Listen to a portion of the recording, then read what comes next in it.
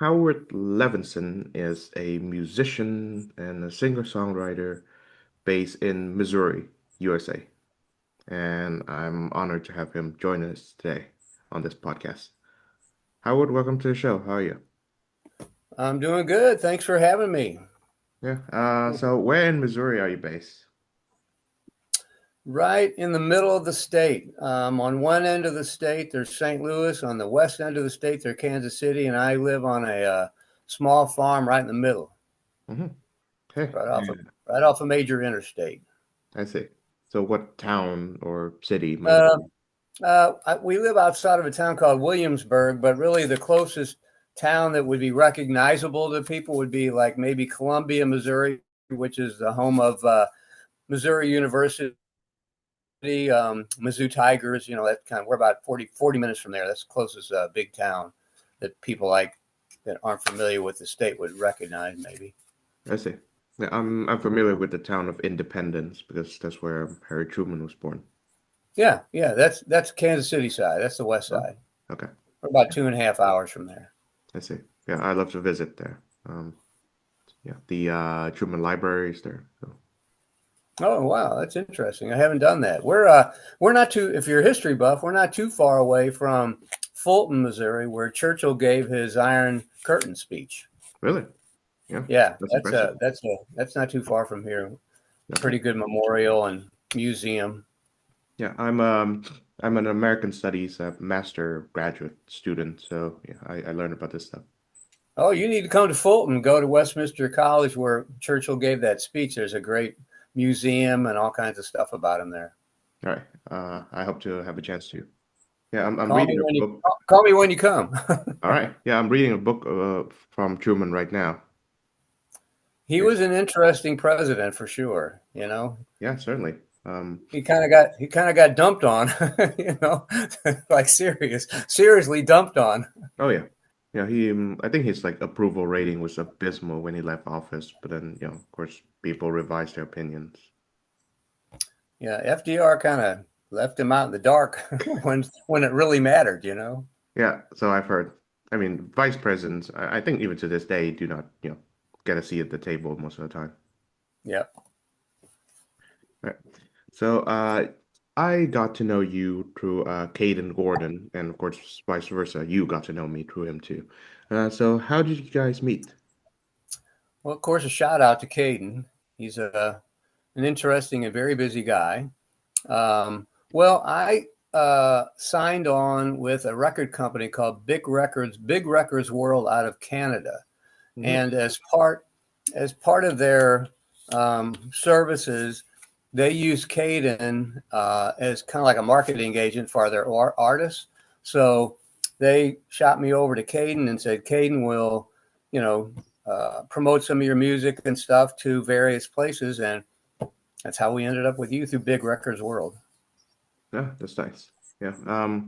I met with like one of Cadence's signees, so to speak, a woman who goes by Robbie Hart, and from that point on, he started introducing me to a variety of musicians that he know and are connected with, including yourself. So, Oh yeah, yeah. Shout out to him for sure. He's like I said, he is the proverbial guy spinning plates. You know, so many things going on at one time. He's got a lot of irons in the fire for sure. But he's young, so he can handle it. of course, yeah. So, tell me about how your music career began. Well, I think probably I started out. I picked up some drums. I was a drummer when I was a young teenager, and then I transitioned to guitar probably in early, 15, 16 years old. Bought a guitar, started playing guitar, and I was influenced by what was going on at the time. The British invasion with the Stones and the Beatles and the Animals and the Kinks and all that. And I played a bunch of their songs and got an electric guitar when I was probably 16 or 17 and played in bands. I've been playing music since I was a kid. I mean, either by myself or in a band. And I transitioned. I was in several different genres over the years, from a glitter rock band to a punk band to just a metal type band, and country band and a hillbilly band, and now I'm kind of in a jam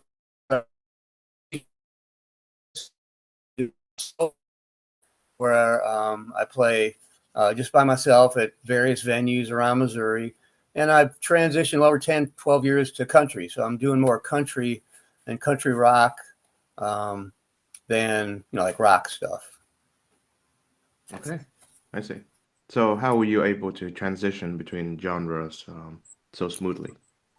Well, I don't know if it was smoothly, but I think it was about, I don't know, about 12 years ago. I happened to be in Nashville for something, and ended up through a series of serendipitous events, met a producer, and she basically said, "Yeah, if you want to record in Nashville, I record you." She listened to some of my stuff, and so we did some stuff in Nashville, and I was gradually leaning from playing like Marshall Stacks loud music to a small footprint on a stage with a small amplifier and an acoustic guitar rather than electric. So that's been the last probably dozen years where I've done that kind of stuff that's led me to where I am now, where most of the songs I write are either um, country, light rockish, or maybe even I've started writing a few spiritually themed songs too, kind of lighten up the mood. So that's where my journey has taken me to date. That's cool. Yeah. I know that Caden often refers me to country musicians. So how did you stumble upon country music? Um, I was friends with a few guys, and this is in probably 15 years ago, and we formed a little band where a guy had a mandolin and a bass player and a guitar player, me, and they were more into the country type stuff, and so we started playing songs that were country, and I really enjoyed it. So I just transitioned over into putting down the electric guitar and a big amp to an acoustic guitar, and started playing, the typical country songs, Hank, Waylon, Willie, those kind of Chris Christopherson type stuff, and then started writing my own stuff that in a similar genre, and that's where I'm at. That's where I'm at now, where my genre is primarily country and very light rock. I see. So what is it that appealed to you about country music? Well, I think one of the things that appeals to me is that it's storytelling. I mean, not that you don't hear stories in rock music. I mean, you can listen to Alice Cooper and hear a story about any number of things, or Ozzy or Aerosmith. You can hear stories, but in country music, it's more. I think it's more blue collar mainstream, to where it's appealing to the emotions and attitudes of the majority of the middle um, class. And so that's kind of where I'm at. So it's a natural fit for me. I see. So it reflects your socioeconomic background. Yeah, that's a good way to say it. Yeah. No, I mean, not that rock doesn't. I mean, you can go to a rock show and see any number of people that are just, not the elite class and not a lower class. You can see a gamut of everybody in a rock show. It's like country music because, as a storyteller, um, you write what you know in songs. And so I'm not really familiar with a lot of things out of my worldview. So that's in country. Country is kind of along the lines of my worldview. Certainly. Yeah. So is Missouri, or specifically your part of Missouri, a popular destination for country musicians? Well, I mean, the larger cities have venues that draw musicians. We have a resort area not too far from me where I play pretty regularly, called Lake of the Ozarks, and they have some a nice venue down there where larger stars will show. But like we just had St. Louis just hosted Willie and Bob Dylan in a concert last week, and so yeah, there's a lot of country stuff here. Wonderful. Yeah, I'm a big Bob Dylan fan. Me too. Yeah. I've just started including quite a few, well, several of his songs in my set list, just because and I saw the new movie, about his life. And that was pretty interesting. So yeah, I'm a fan too. I see. Yeah, I haven't seen the movie yet, although I've heard that, the main actor, Timothy Chalamet, did all the songs by himself. He did, yeah, he did. He did a really nice job too. Yeah. So, did you grow up in the your part of Missouri? I grew up in St. Louis on the east side of the state along the Mississippi River. And then we've had a farm here in this part of Missouri for over 30 years. And so I guess about 5 years or better, um, we'd retired and decided to move up to our farm. So we moved up here. So we live up here permanently. Go back to St. Louis, visit family and friends. Let's see. So, how is it different from the St. Louis life to the country life? Well, are you in a big city or where are you? I'm in Budapest, so Hungary, the capital city of Hungary. So it's a pretty large town. I say so, A lot of traffic, a lot of people, a lot of stoplights, certainly. that kind of stuff. Yeah, and so when I go into St. Louis to do a gig or to visit, it's kind of like a culture shock if you've not gone in for a while. Like if I'm out here for a couple weeks on the farm and I don't go into St. Louis or anything, it's like I'm accustomed to no traffic, no stoplights, and very few people. And then you go into the city, it's like wow, where there's so many cars, so many people, so much. So it's a big difference. And at this stage, I really like the solitude and the quiet. And I play when I do gigs around here. I'm solo. I'm playing small venues, restaurants, breweries, wineries, stuff like that. Um, and they're small towns, population 5,000, 7,000, 2,000. So it's a it's a smaller, friendlier, close knit type community crowd than if you go to a big venue in a big city. I see. Yeah. So, assuming that you drive to St. Louis, how long does it take? Hour and 15 minutes, hour and Hmm, 20 minutes, yeah, something like that. I see. It's not too bad. No, it's not bad at all. Mhm. So, you prefer to perform at the local venues rather than, taking the drive to St. Louis to do the Yeah, show. I mean, I still play in St. Louis now and then. Our areas around St. Louis, but I've been doing the primary, gigging in small towns around here. And still for me to go to any gig, it's usually at least 45 minutes to an hour and 45 minutes to get there because I'm in the middle of nowhere. So it's a drive to go anywhere, just about. Certainly. Yeah. Tell me about the latest show that you did. Let's see. I played. That was actually one in a small town. Well, it's not a moderate sized town on the west side of St. Louis, Wentzville, Missouri. I played at a restaurant bar with a couple of guys that I've been playing with for several years. We did a show there last Saturday night. Um, and it's an outdoor venue, tables with umbrellas, and people come and they order food and wine and beer, and they sit there and listen to music, and um, sometimes they'll ask for a request. If we know, we'll play that kind of crowd. And there's usually typically, I would say, 75 people sitting outside, maybe another 25, 30 inside, that kind of a crowd. So small crowd. I see. Yeah. And I'm guessing that is a preferable crowd than they say the arena or the stadium crowd. Well, I mean, I'm certainly not at the stage where I can draw an arena. That would be great, but it's not happened. So, I'd be happy to play these small venues. They're fun. Mhm. Do you have a wish list of artists that you'd like to open for? Oh, interesting. Hmm. It would be fun to open for maybe Chris Stapleton or Luke Combs. I mean, if Hank Jr. was touring, that would be fun. Um, more, these country guys, good songwriter guys, would be good to open for. I see. So, do you find them to be among your musical influences? Yeah, they're good. I mean, they're good songwriters, good storytellers. Yeah, I like that, and I like that in as an influence. Yeah.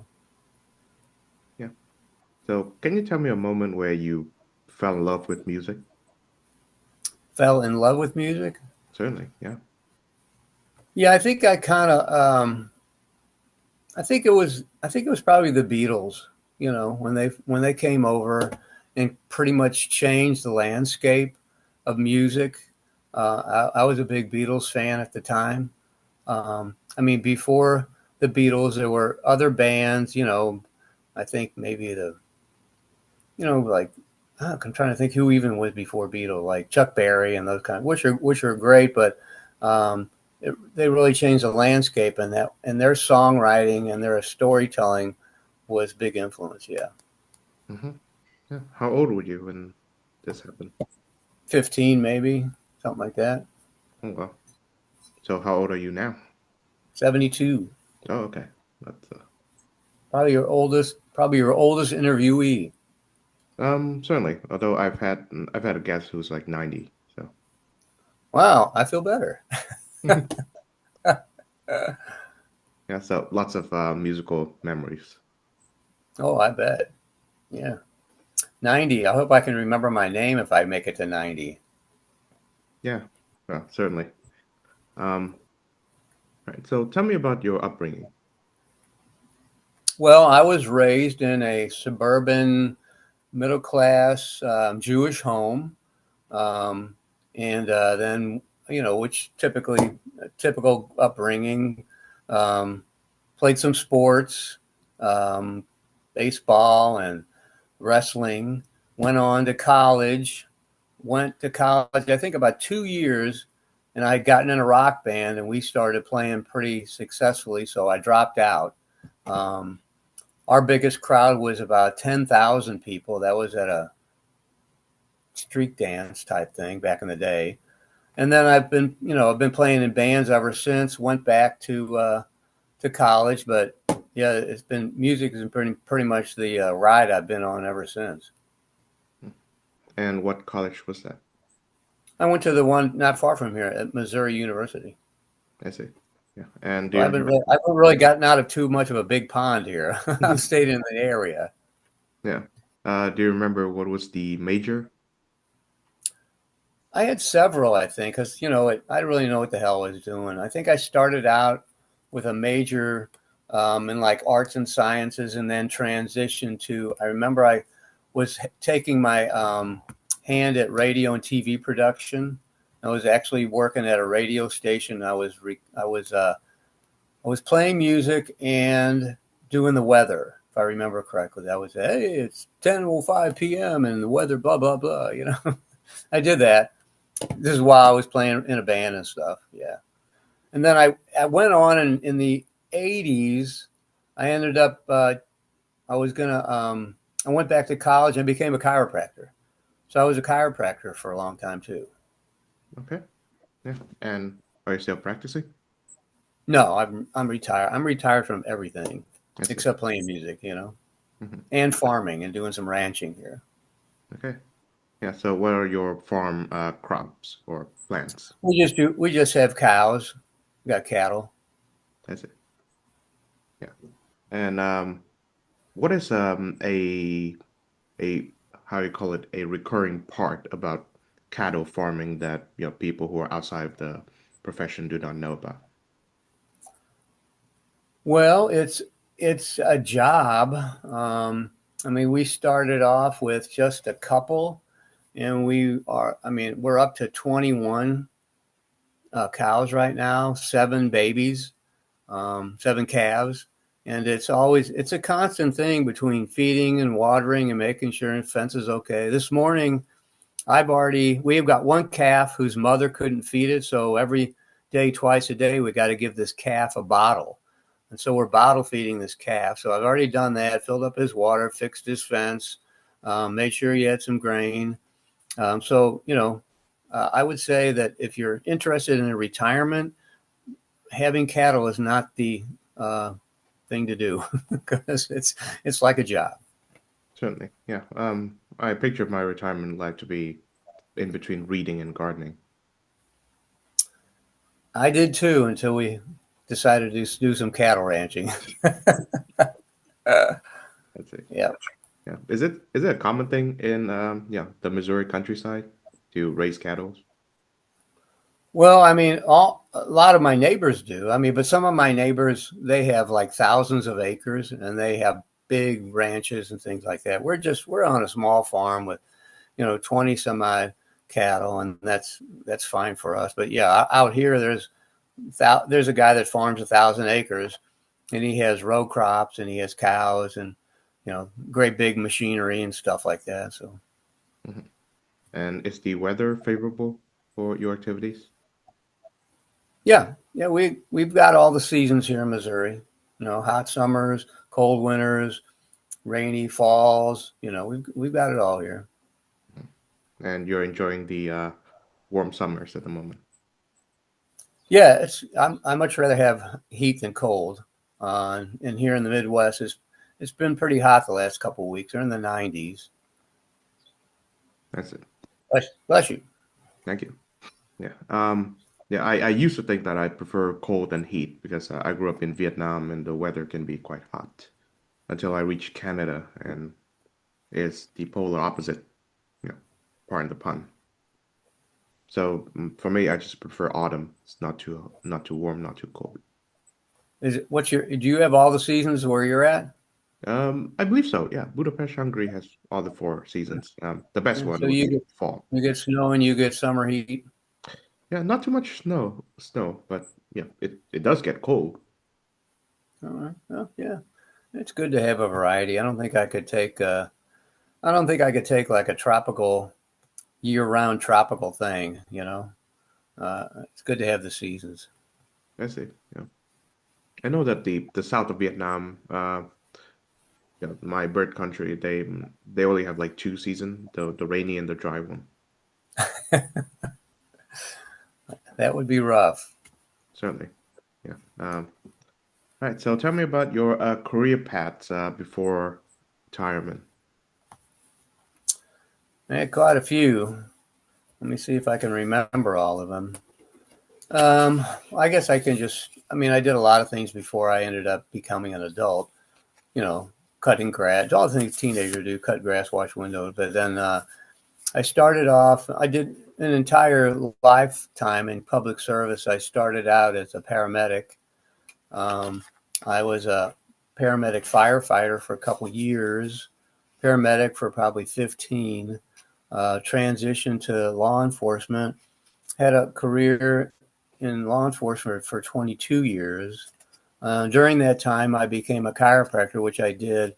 I had an office for many, many years, probably 20, 30 years. I had an office somewhere in St. Louis. Um, so paramedic, chiropractor, cop, that's pretty much it. That's it. Yeah. Rancher, Mhm. rancher, Yeah. Which is your current, career. and musician, and singer, songwriter, novelist, all those things. Oh yeah. Yeah. Tell me about the novelist part of your profession. Well, I've written three books. Um, the first one is a kind of a um, sci-fi book involving kids that have Asperger's, and because their brains are tuned to a different wavelength, they were able to identify an Armageddon coming from extraterrestrials, and they save the world. So it's kind of a sci-fi um, thing. And then my second book was or is um, The Tapping, and it's a I worked a when I was a detective. I worked a particularly gruesome homicide of a kid, and it left some marks on me. So I wrote a book that fictionalized that murder, um, and was kind of cathartic for me, but I made the book entirely. It was based on the murder case, but it was a lot of different stuff happened in it that made the book different than the real life case. But it's along the lines of forensic murder mystery. And then my last book um, is a government conspiracy where the government is intruding and doing some mind control stuff, and unwitting. They use some unwitting rock and roll musicians as their pawns, and so I threw some stuff in there, that has to do with music. So three genres in novels, Hmm. and they're all out on Amazon, wherever you can buy books online. Okay. Yeah, I'll look them up. So, which of these three should someone who's not familiar with your writings be introduced to? I didn't hear that one. Yeah. So, Repeat that. if someone who's not familiar with your novels, which one should they read first? Well, I mean, if you're a mystery murder type fan, that the Tapping would be the one I would recommend. If you're really wigging out now about in the United States about government conspiracy, well, I guess everybody is with iPhones and everything else. That the last book it's called Unseen Forces. If you're a conspiracy buff, that might trip your trigger. Okay.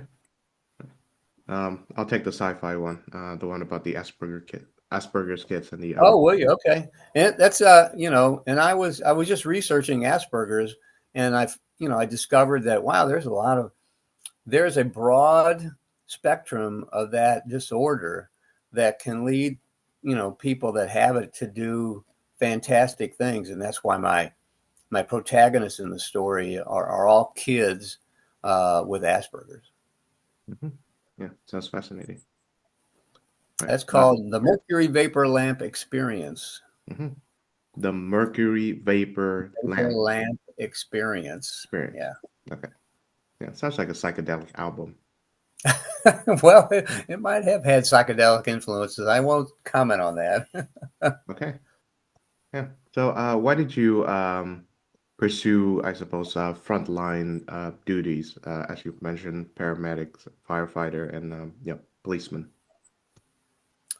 I think, it's just a matter of, what do you want to do with your life? And I just wanted to serve. And so I started off, um, I became friends with, at the start of my paramedic thing, I just stumbled upon somebody who was in that field and got to visit them and ride along with them and see what they did. And I said, man, I really like to do that. And I did that. And the similar thing happened as a paramedic. Uh, we, of course, we respond to the same calls as cops. And so I became friends with a bunch of cops. And they said, if you're really interested in being a cop, why don't you just change over into becoming a cop? And so I did.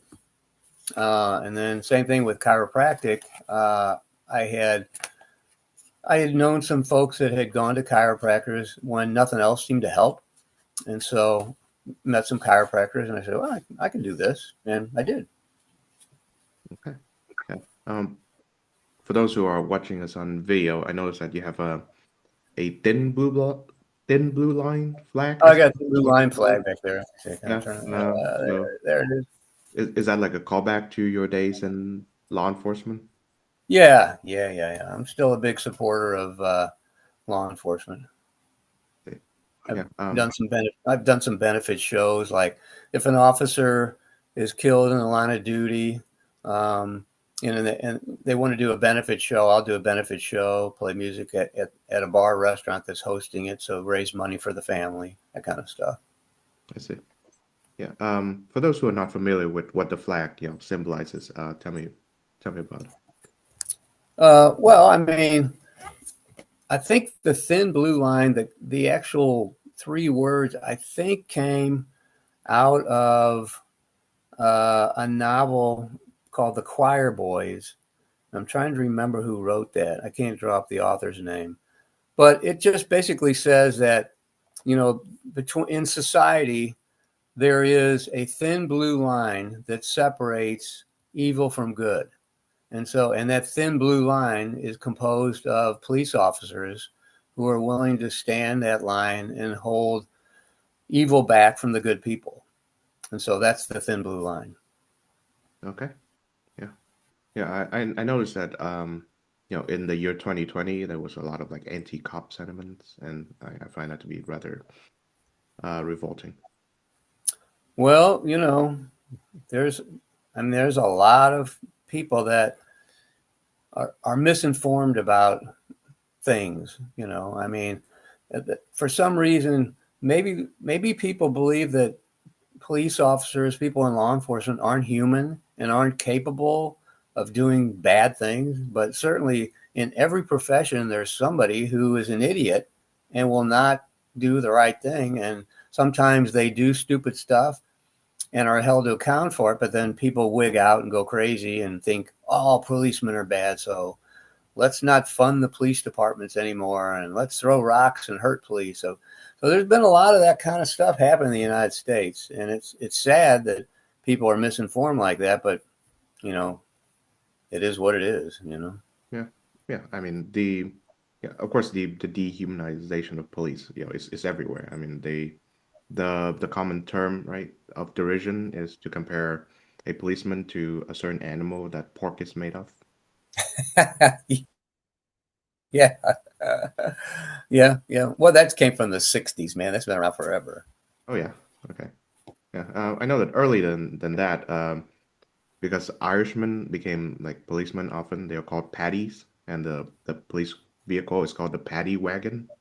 Mm, yeah, that's true. Yeah, back in, I mean, when like in major cities in New York, of course, a lot of people that came from Ireland ended up going into law enforcement. So you did have a lot of Irish influence in law enforcement back in the big cities.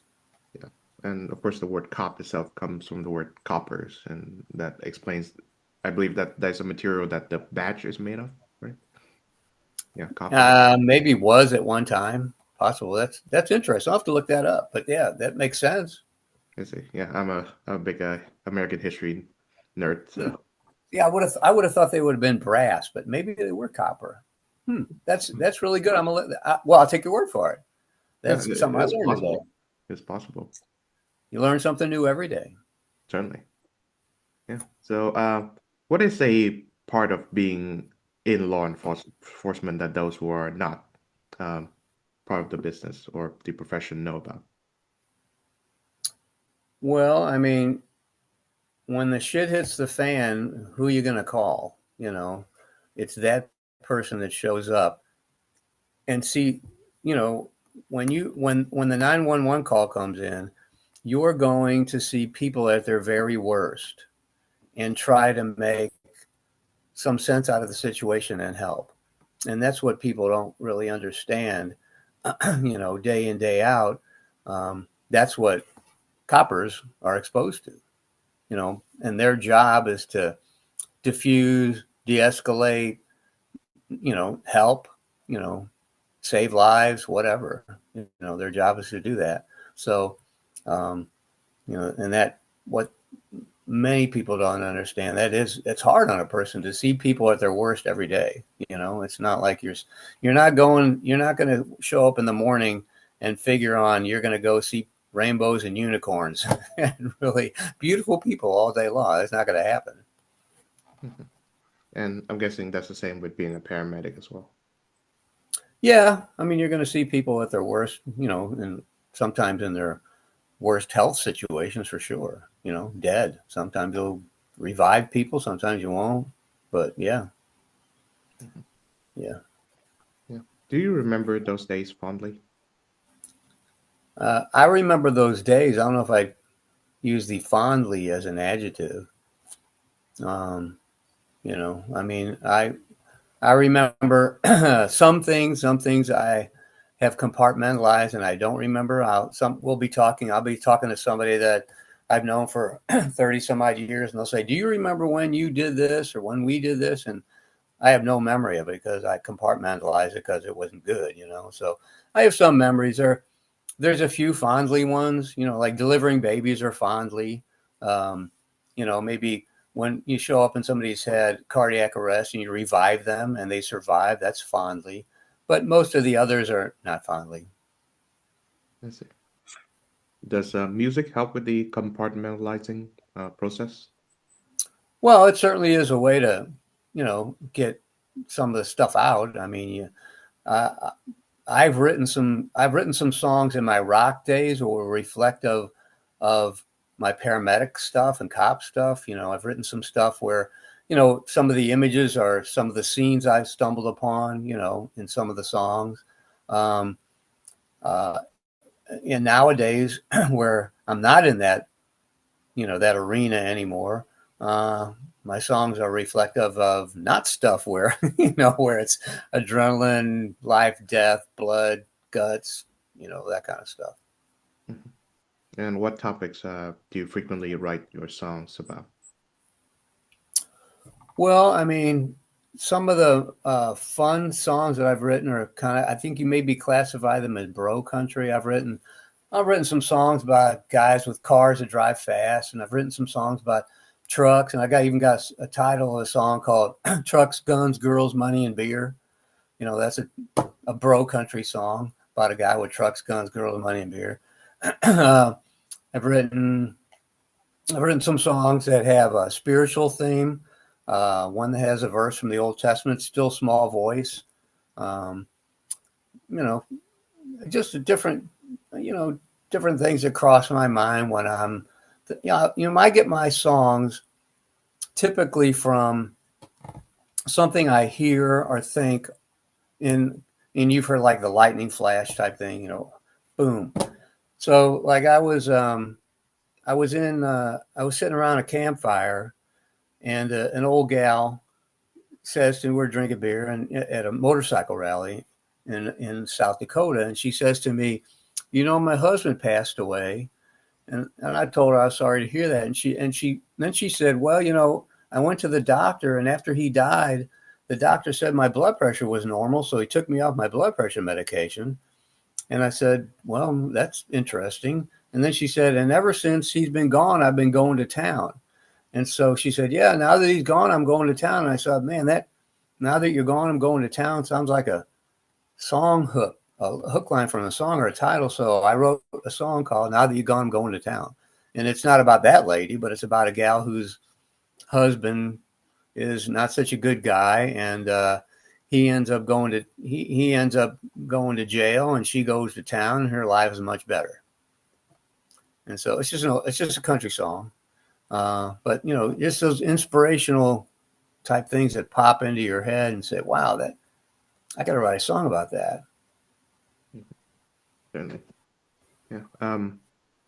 What life lessons have you learned from music in general, either by listening to it or by performing it? Um,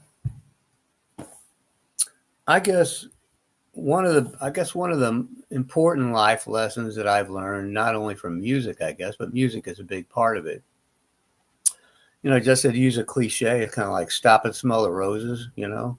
Um, the good thing about music is that um, it gives you downtime. If you're a listener, if you're sitting at a restaurant or bar and I'm out there playing, you're chill. You're relaxed. You're listening to music and enjoying the moment, which is where we should all be. Enjoy the moment because you're not going to have moments forever.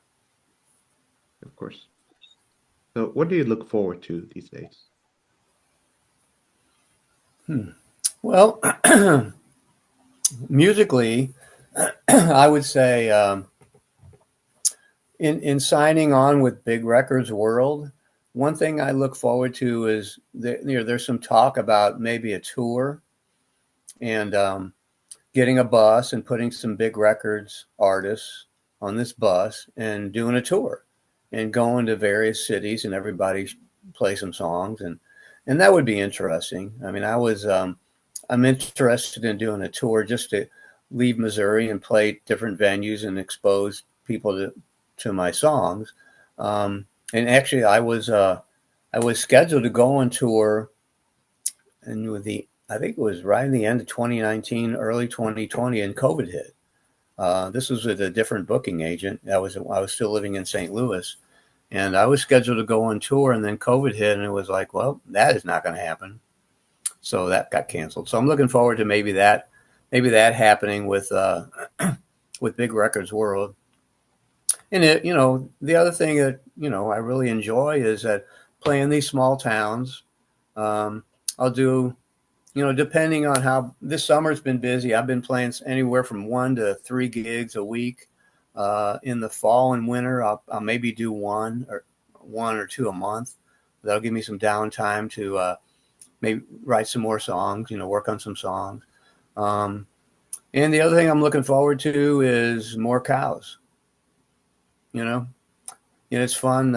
It's really fun that we've had six little calves born, and watching them grow up. They grow pretty fast, and the one that we're bottle feeding is fun. So every morning giving him his bottle. It's kind of weird, but giving this calf his bottle, and the bottles are like this big. They're big. It's a fun day. It's a fun day. Yeah, yeah. I hope the same thing with you. Yeah, the touring and of course the cows. Yeah. So, what do you hope your music would? Uh, how do you hope your music would impact the people who listen to it? It's really, I'll say it's very nice when somebody comes up and says, man, that song that you just played, that's my life, or something like that. Or somebody comes up and say, hey, play that Trucks, Guns, Girls, Money, and Beer song. I really like that. Or play that. I play a song about NASCAR.